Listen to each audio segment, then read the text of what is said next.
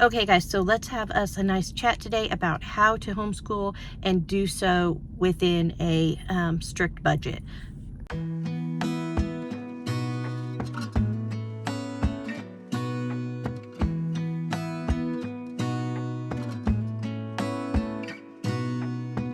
Gonna stay in this moment, gonna lay here on the grass. Hey guys, if you are new here, my name is Candy and I am a mom to 5. I've been homeschooling for 9 years now. I have 5 kids. They are almost 5 to almost 15. So we have quite a range from preschool to 9th grade in our house. And I thought I would do a video today discussing with you guys how to homeschool in a frugal, cheap, and sometimes even free way. I know right now groceries are high, gas is high, everything is outrageous. And so I thought I would do this video, kind of chat with you guys and talk to you guys about ways that you can save money and kind of help your budget in other areas by lowering what you're spending on homeschooling your kids. So let's jump right into it and chat about several ways that you can homeschool and do so very cheaply. Okay guys, so starting with the #1 resource for homeschooling, I'm just going to tell you guys the best thing to do is to get a library card. It is absolutely something that you need if you're homeschooling. Above all other things, if you have a library card, you could homeschool pretty much for free. That being said, you have to avoid getting all those library fines that my kids like to get, because those will add up if you have 5 kids with late books, which we actually have this week. We need to bring our books back tomorrow. But that being said, the library is such a wonderful resource. Not only are there books for your kids to read and you to read to your kids, but you can get books there about different animals and things and create your own lap books and unit studies from those. There's all kinds of books on science experiments, there's math books, there's history books, you name it. If you wanted to homeschool totally for free, all you would need is a library card, because you could completely teach your kids from the library and nothing else.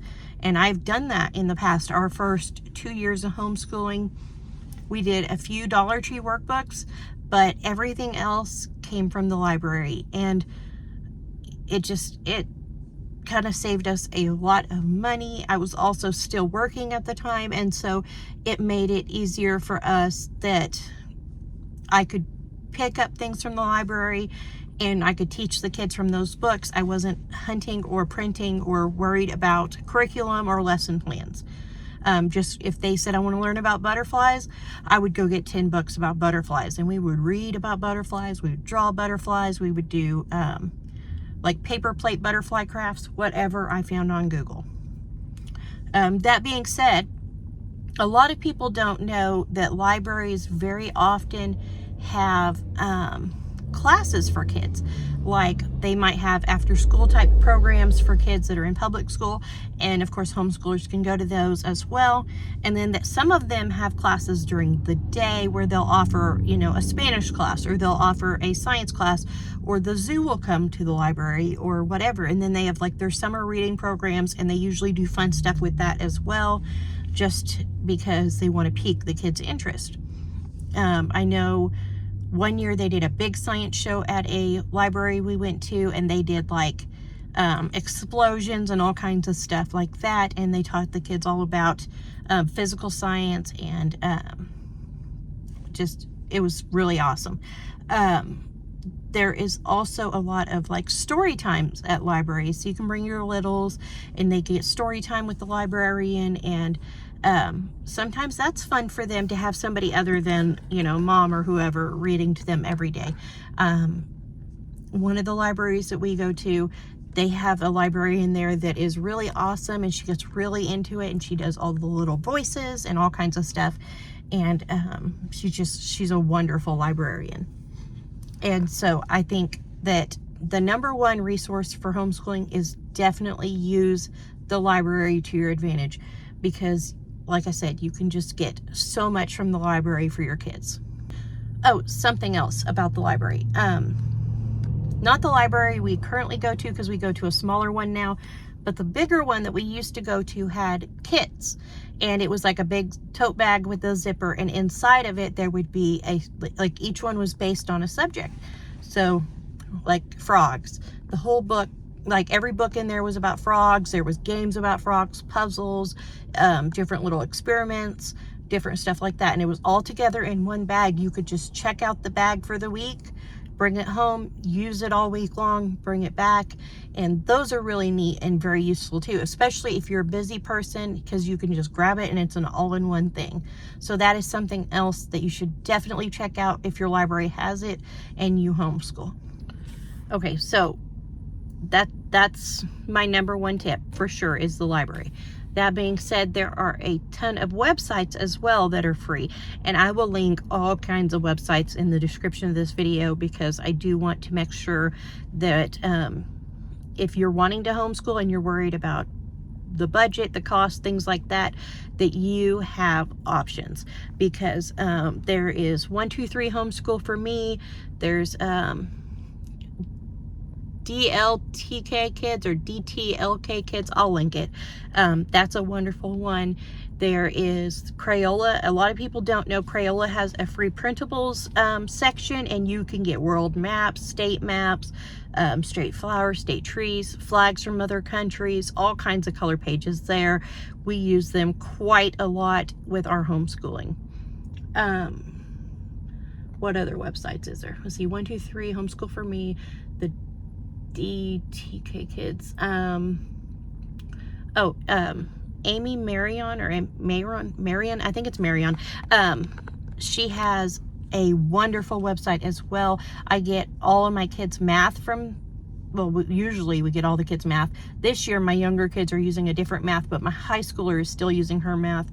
And I love her curriculum. It's quick, fast, easy. It's not repetitive, over and over and over again work. And my son appreciates that, because he hates math. Like, with a passion, he hates math.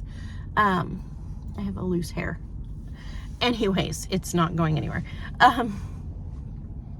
My son hates math with a passion, and so for him, her work is amazing because he can get it done, and as long as he understands it, we move on, and there's no repeating himself over and over and doing things he doesn't want to do. But that's called Plain Not So Plain, and you can print curriculum all the way from elementary through high school from her website for free. She does have on Amazon where you can purchase the books, and I think depending on your printer and things, it may be cheaper for you to just buy the book from her. We have an EcoTank printer, and I mean, I love that thing. It is the best printer in the world, and so for us, it's cheaper for us to print like that and use her stuff. But she is a wonderful resource if you want something for free. Trying to think of what else I wanted to mention as far as free websites. And there are also tons of like ABC Mouse and Reading Eggs and things that are free or very low cost that could be used for us. I don't like using a lot of online things. I prefer my kids do bookwork and not play on a screen all the time. But there are tons of games and online options as well, and I will link some of those also, because I mean, again, everybody's life is different, everybody's way of homeschooling is different, and it may be useful to you even though it's not to me. So I'll link some of those as well, because again, you know, I want you to have options if it's something that you want or need to do for your family. So we've talked about the library, we've talked about free websites for printing and things. Big free websites. Let's talk about one more. My absolute favorite, and I forgot to mention it, Homeschool Share. Homeschoolshare.com is our absolute favorite. We use it every week. I print a science unit study or lap book for my kids on something every week. Their lap books and unit studies are almost all free. They have tons of stuff on their website. If you've not been on homeschoolshare.com, it is absolutely one to check out. So every week I print us a unit study or a lap book on something for our science, and it is like, it's our favorite. Everything comes in a Like, I print it all off, and there's usually about 3 pages in the beginning, and it's like everything that's going to be in the unit study, you can read through it. The answers are all there, so you're not like hunting for things if you don't know the answer. My older kids will read through it by themselves. I'll read it for my younger kids out loud, and then they all get a folder and they start cutting and gluing and coloring and filling in answers. And I think especially my younger kids get a lot from that, because they get the gluing and cutting skills, and then they're also picking up a lot. Like, my 4-year-old can tell you things about the life cycles of animals that I didn't think she was actually going to pick up so quickly. I was mostly just giving it to her to keep her busy, cutting and gluing, but I would help her and I would write down the answers for her. After, like, we'd read it over and I'd say, okay, this is the answer, and we'd write it down, and she'd glue it all together and color it and things. But she has surprised me several times and told me, you know, this or that, and I'm like, well, where did you? And she'll say, oh, remember we did that book. But anyways, Homeschool Share is our absolute favorite, and I think anybody who is homeschooling should check them out for sure. That being said, with all of these websites that I'm mentioning you can print from, something that I think is a splurge that I should mention, and I do mean splurge because it's expensive, is a EcoTank printer. Now, I have been through my share of printers in my 9 years of homeschooling. I have bought several that, you know, like the boxes or whatever would say, oh, it's so great at printing, it uses very little ink, blah, blah, blah, and I would buy it. I bet I've been through 8 printers. I would buy it and I would hate it because it would use all the ink in like a week, and I'd have to go spend $70, $80, $100 on ink to print the next week's stuff, and it wasn't worth it. And then, of course, nobody wants to buy the printer when you decide you don't want it anymore because it sucks. That being said, last March, not this year, but March 2021, I got a EcoTank printer, and it was $600. That's why I said it's a splurge. But it was $600, and it came with a year's worth of ink. And we've had it for a year, and let's see, March, April, May, June, July, August. So a year and a half, and I'm not out of ink yet, and we're still printing. And when I last did my printer head cleaning setting on it, and it cleaned the printer head, and it printed out the like information page and all that, it said we had printed 12,000 pages, and we're still going on the same ink. We have not run empty, so that's really good. And I think it was worth it in the long run, because I would have definitely spent twice as much, if not 3 times as much, on just ink since I got this printer. I absolutely love it, and I think that if anybody was going to splurge on anything for homeschooling, it should be a printer. And there are lots of other areas you can save on, because like I said, you can go to Crayola, you can go to that DLTK Kids, I can't think of what the name of that is. You can go on there, you can go on Plain Not So Plain, you can go on all these other websites and print things off. And if you have that EcoTank printer, it costs you like basically nothing to print, because it just saves you so much money on the ink and stuff. That's kind of, I think, the biggest area I would splurge if I was a homeschooler for sure. But again, if you only have 1 or 2 kids, maybe printing with any other printer wouldn't be so expensive for you. Of course, you know, there are other options as well that don't involve having to print anything. Okay, another option that doesn't involve having a printer is Dollar Tree. They have tons of workbooks and color books and art supplies and things there. If your kids like to paint and you want to get them more interested in painting, they have tempera paints, acrylic paints, water paints, brushes, palettes, not printer paper, but paper for painting that's thicker, that kind of paper. What do they call it? Heavy, I think it's like heavyweight paper or something. Anyways, they have so many options for kids that want to paint. They have clay, they have yarn and knitting supplies, they have crafts, they have stickers, they have construction paper. I think the only thing that I would say that for us is a no-go from Dollar Tree is their glue. Their stick glue is the worst. The kids can use that and go through a whole tube of it trying to do a unit study and still have pages where the stuff's popping back off of their folders and stuff and not staying stuck down.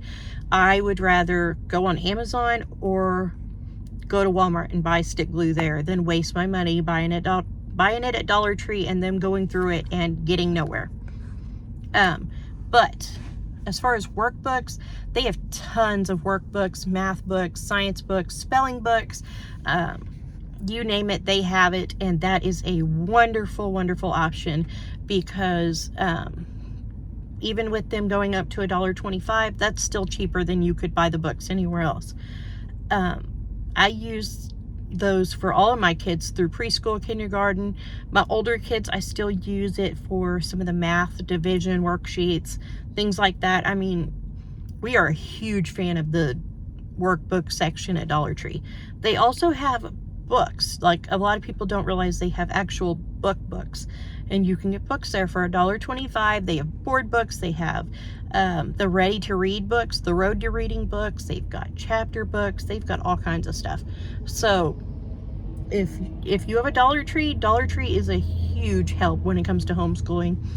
And I know that the kids' speech office, which is where I'm sitting at right now, waiting for them, the lady in the front office loves Five Below. I've not been there. I've been on their website and ordered some things, but she says Five Below is an awesome option, that they have games and puzzles and color books and crafts and things there. And she said she goes there once a week and gets stuff for the kids here at the speech office. And she does that out of her own pocket. And she said it really saves her a lot of money compared to buying some of the stuff she buys on Amazon and stuff to get it at Five Below. So again, that's always an option. If you're wanting to homeschool and you're willing to homeschool, there are a billion ways to do it. You just have to kind of be ready to look for things. Another big way to save money homeschooling is to go to Walmart and Target and Staples and things at the beginning of the public school years. Usually around July, they start putting out ads for things like school supplies and stuff, and you can get crayons, markers, color pencils, all those things, often for less than $1, which would make them cheaper than Dollar Tree. That's where I usually get our stick glue. Usually when they have a package of like 4 sticks and they have it marked down to 50 cents, I will go spend $15 and get like 30 packs of stick glue or whatever, which would be like 120 sticks of glue. And I know that sounds crazy, but again, we do the lap books, we do the my brain just went blank, the lap books and the unit studies, and we go through a lot of glue. And then I also have one kid who loves to draw and glue things because she's little and she loves glue, and so we go through tons of glue. That being said, I think Target and Staples often have huge back to school sales. Walmart used to do a lot better on their back to school sales than they do now. I've noticed that their prices on things for back to school are kind of not as cheap as they once were, but that's kind of how it is with everything right now.